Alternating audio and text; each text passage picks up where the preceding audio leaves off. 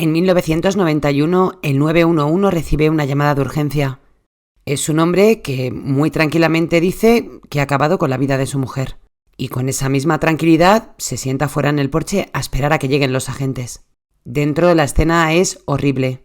Tonia yace sin vida y su hijo nonato de 7 meses también. Este caso viene a demostrarnos que el mal realmente existe y que debido a fallos en el sistema y a muchas banderas rojas que se pasaron por alto, el mal actuó 2 veces. Hoy vengo a contaros siento llamarlo así, pero el asqueroso caso del aniquilador de familias. Mi nombre es Susana García y esto es Más allá del crimen. Comenzamos.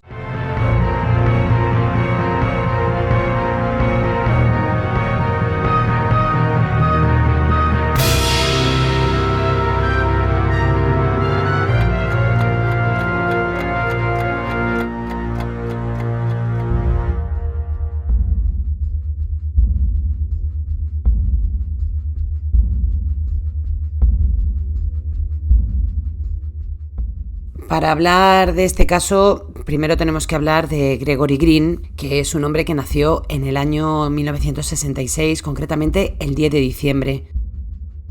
Evidentemente, y como casi siempre, vamos a ir a Estados Unidos. Gregory pertenecía a una familia que era bastante religiosa y el tema de la misa, la religión, los valores, lo tenía bastante inculcado desde que era muy pequeño. La verdad es que sobre Gregory no hay demasiada información y, como ya os digo, parece que creció en una familia bastante clásica, conservadora, y no se le conocía ningún tipo de denuncia, o al menos que sepamos. No hay mucha información de este hombre, pero lo que sí se sabe es que cuando cumple 20 años conoce a una mujer que se llama Tonia Clayton Green. Parece que se enamoran prácticamente a primera vista y se casan muy pronto. De la relación tampoco sabemos mucho, pero bueno, podemos intuir que la cosa no iba bien por cómo terminó y cómo se desarrolla este primer hecho del que os voy a hablar. Gregory y Tonia se marchan a vivir juntos y lo que no se había dicho es que Tonia tenía 2 hijos pequeños de una relación anterior. Y los chavales tenían 5 y 8 años. Lo que sí se sabe es que la pareja está junta como unos 2 años y a partir de esos 2 años Tonia quiere dejar a Gregory. Pero está embarazada. No se sabe si es que no le quiso dejar antes precisamente por eso, pero llegó un punto de la relación que la mujer dijo: mira, me da igual, me voy con mi bombo y con mis niños y dejo a este señor. Y parece que algunos no llevan muy bien lo de la palabra dejar, porque en julio de 1991, cuando esta mujer le plantea que quiere el divorcio, Gregory se vuelve loco y una noche le atacan su casa.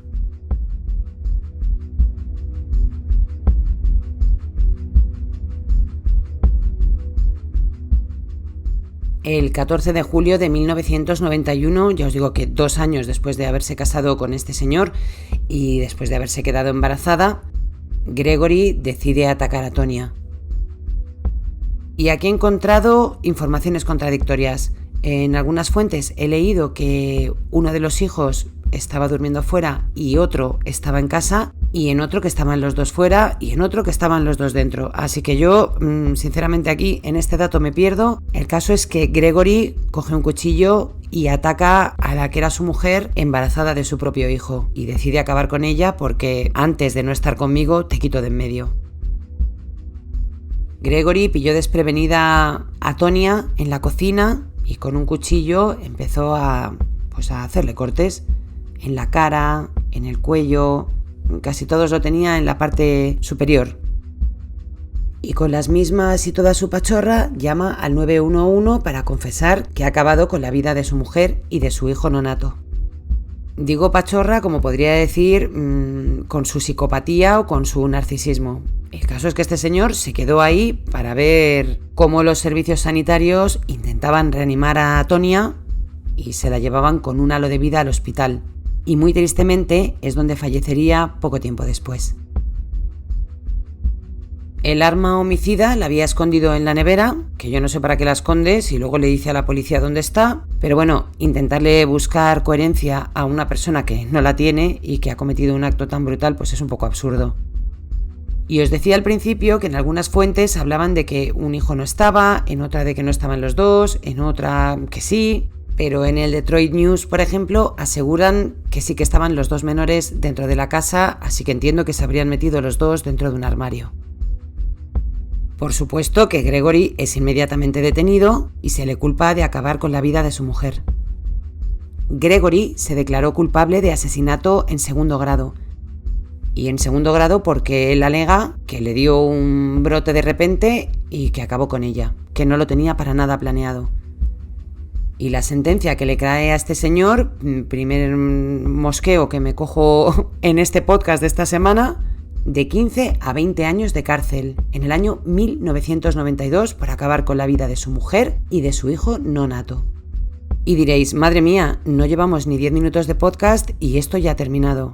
Bueno, pues no, es que realmente empieza la historia aquí. Gregory entra en prisión y se pasa, pues unos años cumpliendo su condena. No se le conoce ninguna reyerta en la cárcel, tan solo creo que tenía una amonestación por haberse pegado con un compañero por un problema viendo la televisión, pero en general su actitud era buena, no se metía con nadie, pero por otro lado tampoco mostraba remordimiento. Es decir, estaba ahí como en un área gris Gregory que veremos a ver por dónde tira este señor. Al principio de su condena, su madre escribió una carta al juzgado en el año 1992, pues pidiendo un poco de clemencia para su hijo, diciendo que no creía que una sentencia tan larga le fuera a hacer bien, porque ya había sufrido y además iba a continuar sufriendo toda su vida. Y como os digo, pues estuvo como unos 16 años en la cárcel y durante este tiempo hizo amigas con un pastor de su iglesia que creía en las segundas oportunidades e intentó hacer todo lo posible para que Gregory saliera de la cárcel. Fue a verle en innumerables ocasiones a la cárcel, hablaba con él, digamos que le hacía como un poco de terapia, de orientación. Y este pastor tomó voz propia y decidió escribirle unas cartas al juzgado para pedir que Gregory pudiera salir en libertad condicional. Es decir, que no cumpliera la condena completa y que se le adelantara su salida a la calle. El hombre se llamaba Fred Harris, vivía en Detroit y ya os digo que era un pastor y activista pro derechos civiles. En una de las cartas, este hombre de 78 años escribió: Gregory y yo fuimos amigos antes de este percance y de que fuera encarcelado.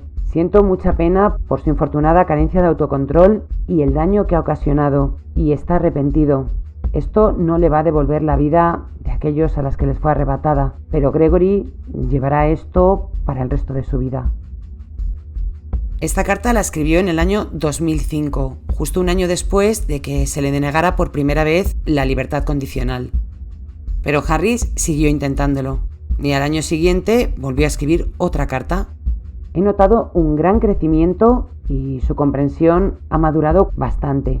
Si tuviera que ser liberado, sería muy bienvenido a nuestra comunidad y haríamos todo lo posible en ayudarle en lo que pudiéramos. En el año 2006 se le vuelve a denegar la libertad condicional. Y no es que no tuviera buena conducta, que ya hemos comentado que sí que la tenía, pero era su actitud. Era un hombre bastante lineal, no sé, como que no tenía sentimiento, no se mostraba arrepentido, no pidió perdón. Y en el año 2008 a Gregory se le da la libertad condicional y sale a la calle. Empieza a ir a la iglesia del pastor, del que se ha hecho amigo, y durante 2 años, que es el tiempo que tienen los presos, digamos, como de prueba. Si en 2 años cometes algún delito, vuelves para adentro, y si no, pues ya esa libertad condicional, digamos, que se oficializa y te dan la libertad. Gregory se lo montó que te cagas. Iba a misa, era un buen miembro de la comunidad, tenía muy buena relación con el pastor, y tan buena relación tenía, y tanto iba a casa del pastor, y tan involucrados estaban en la vida uno del otro, que Gregory acabó enamorándose de la hija del pastor. Faith era una mujer que ya había estado casada y que tenía 2 hijos de un primer matrimonio, igual un poco que Tonya, la primera mujer de Gregory. Los hijos de Faith tenían 19 años, el mayor, de nombre Chadney Allen Jr., que se acababa de graduar y quería ser productor de cine. Y luego Faith también tenía a Cara Allen, que tenía 17 años y era una niña muy estudiosa y quería ser obstetricia. Para ponernos en contexto, voy a hacer un resumen y os diré que Gregory sale de la cárcel en el año 2008. En 2010, cuando ya su libertad condicional se convierte en libertad, se casa con Faith y muy poquito tiempo después de casarse, se queda embarazada. Tiene a Coy, que es una niña, y luego tiene a Kalei, que es otra niña. Así que tienen ahora los dos, pues 2 hijos bastante mayores, fruto de un matrimonio anterior de Faith, y luego tienen juntos pues 2 niñas. A los 3 años de nacer la niña mayor, y cuando la pequeñita tan solo tiene 1, Faith se presenta en comisaría y presenta una denuncia, y pide una orden de alejamiento. En los papeles que rellena pone que es un hombre que a veces parece agresivo, que se le abalanza, que parece que le va a hacer algo, y no lo ven determinante para establecer ninguna orden de alejamiento. Que ya me diréis a mí, con el historial que tiene este señor, ¿cómo no le dan directamente? No, vamos, le cambian hasta de nombre. Pero las cosas sucedieron así y a Faith le denegaron la orden de alejamiento. Y no se sabe por qué, volvió con él. No se divorció y siguió con él. En el año 2016, Faith lo tenía súper claro ya. No soportaba a este señor, era un poco agresivo. Yo a mí aquí me sorprende, y no quiero meterme con nadie para nada, por favor, que no se entienda así, pero vamos a ver, si este señor ha acabado con la vida de una familia, ha estado en la cárcel, pues no sé, tampoco te va a traer el desayuno todas las mañanas, o igual sí, para atraparte y que luego ya no puedas salir. No sé, suposiciones mías. La cosa es que Faith estaba ya hasta la bola de este señor y se quería separar, y una tarde de agosto fue a misa, como era habitual en ella, y le comentó a una amiga que en cuanto fuera a casa que iba a recoger sus cosas y que se iba a largar de allí. Y como pasa en el primer caso, el típico hombre que no puede ser abandonado, que tienen que hacer lo que a él se le ponga en las narices, y en cuanto se entera de que su mujer le quiere dejar, decide volver a actuar. Y es realmente una pena porque se podía haber evitado de 20.000 millones de maneras. Esa noche, Gregory cogió una goma desde su tubo de escape del garaje, lo arrancó y lo llevó hasta la habitación donde estaban durmiendo las niñas pequeñas, que para entonces tenían 6 y 4 años. No tardaron en morir. Acto seguido, cogió a Faith, a su mujer, la llevó al sótano, la amordazó, la ató y le pegó un tiro en el pie, para que no pudiera salir corriendo, ¿se entiende?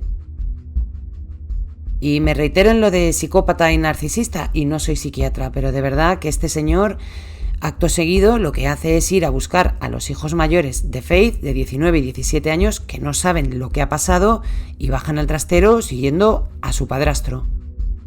Y así, en modo ejecución y delante de su madre, atada y sin poder gritar, dispara sobre ellos.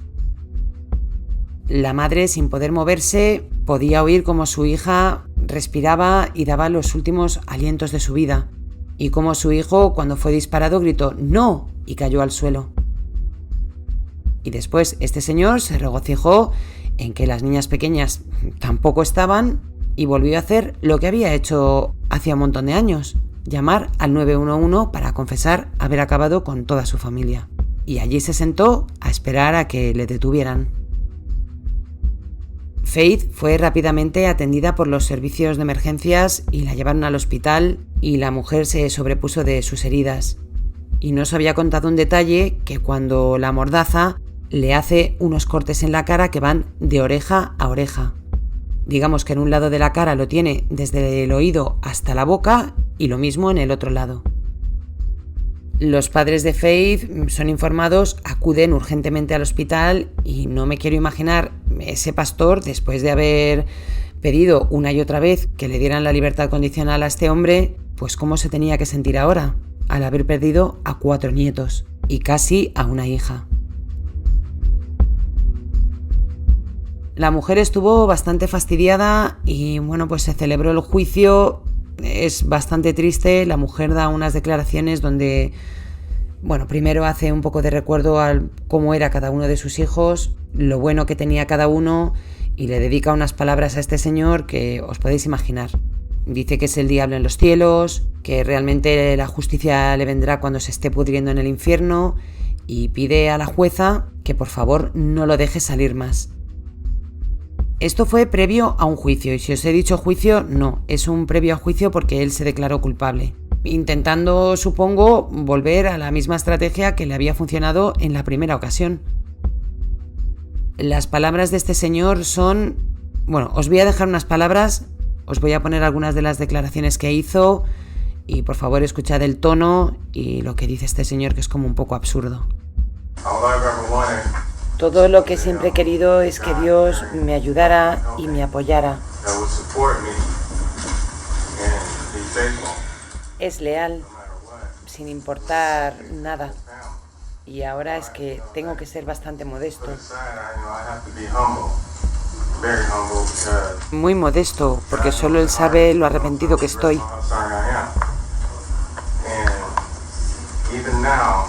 Incluso ahora, después de todo esto, tiene un plan para mí y no me voy a dar por vencido. No me voy a dar por vencido de ese plan.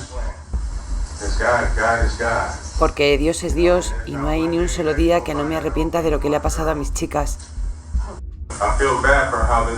Siento mucho cómo le ha afectado a todo el mundo esto. Y Señor, ayúdales, ayúdanos a todos. Eso es todo lo que tengo que decir.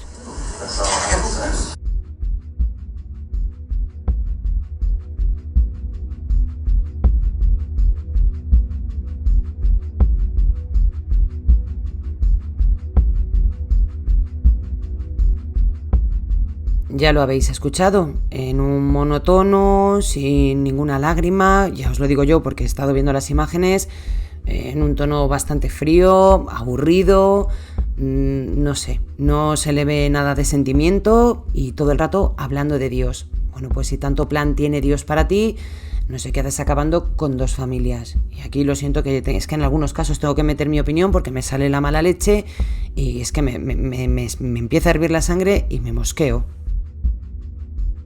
La jueza lo que dijo es que por no volver a hacerle pasar a la familia por ese mal trago y que fueran a juicio, fue condenado a una sentencia entre 45 a 100 años sin posibilidad de libertad condicional. Y se le podrá estudiar el caso para la libertad condicional cuando tenga 97 años. Lo que dijo la jueza en el juzgado fue que con esta sentencia se aseguraba de que este señor no iba a salir nunca de la cárcel y ya os digo que evitaba a la familia pasar por ese mal trago. Toda la familia se levantó, gritó gracias y se podía notar la emoción en sus voces. Faith declaró que durante toda su vida va a tener que vivir con esa pena, que si algún día consigue despertarse sin pensar lo primero en sus hijos, que cada vez que se mira al espejo, pues lo va a recordar viendo cómo le ha dejado marcada toda la cara. Los cortes le provocaron daños en algunos nervios, la mujer tiene dolores crónicos, tiene pesadillas, tiene estrés postraumático y del disparo que le dio en el pie, le han dicho los médicos que sí, que podrá volver a caminar, pero con dolor para toda su vida. Cada vez que esa mujer se levante y plante el pie en el suelo y se mire al espejo, ahí va a tener la cara de este cerdo. La mujer trabaja ahora ayudando a los demás para que la muerte de sus hijos no quedara en vano. Ha sacado fuerzas de donde no las tiene, precisamente porque cree que sus hijos le estarán pidiendo que aguante todo lo que pueda, que sea fuerte. Y también ha contado su historia en un libro que se titula The Monster That Killed His Family Twice, The Faith Green Story. El monstruo que mató a su familia 2 veces. La historia de Faith Green. Lo podéis encontrar en Amazon y en cualquier sitio que busquéis. Y no sé si me dejo algún detalle más porque no hay mucha información. Todo lo que hay está contado 20.000 veces. Ya os digo que de este señor, de su infancia, poca información hay. Y bueno, los padres de Faith, el pastor, pues el señor ha sufrido varios infartos. La culpa que tiene que tener ese señor es para morirte. que no seré yo quien le juzgue, pero bueno, también había acabado con la vida de otra familia antes. No sé por qué entonces sí que podría salir en libertad. Pero aquí cada uno lleva su historia como puede. La madre de Faith también ha sido ingresada en innumerables ocasiones, ha pasado por depresiones y os podéis imaginar que esto será ya todo de por vida. El exmarido de Faith sí que ha salido en los medios de comunicación dando las gracias a todo el mundo en el funeral de sus hijos y hablando maravillas de los dos chavales pues que empezaban ya una vida. Y esta es una historia que a mí, de verdad, que cuando me lo han contado y he estado investigando, es de estas que me da la vuelta al estómago y no sé, si tuviera un punching ball ahora mismo aquí, pues ya la habría atizado varias veces. La justicia, por un lado, mal, muy mal, las banderas rojas que se pasan, el pensar que una persona que ha cometido ese tipo de delitos no lo va a volver a cometer y, bueno, pues algunas cosas que se podrían haber evitado, evidentemente, y que no se hicieron. Y con esta historia me voy a despedir. Esta la tengo grabada porque estoy disfrutando de Cantabria, que los que no hayáis venido, ya os digo que ya estáis tardando, y os quiero desear una feliz semana. A todos los que me dejáis comentarios, me seguís, me agradecéis los podcasts, muchísimas gracias a todos y como siempre pues muchas gracias a mis miembros de Patreon, a Ruser, a Sumi, a Alberto, Juan, Lucas Raúl y Elizabeth. Esta semana los miembros de iVoox y mis mecenas tendréis un episodio exclusivo, también mis seguidores de Patreon, a los que os debo ya un par de capítulos, que estoy con ellos también. Y también estoy trabajando en algunos programas especiales para los niveles 2 y 3 como agradecimiento a vuestro apoyo. Y desde la tierruca os mando un beso enorme. Hasta la semana que viene.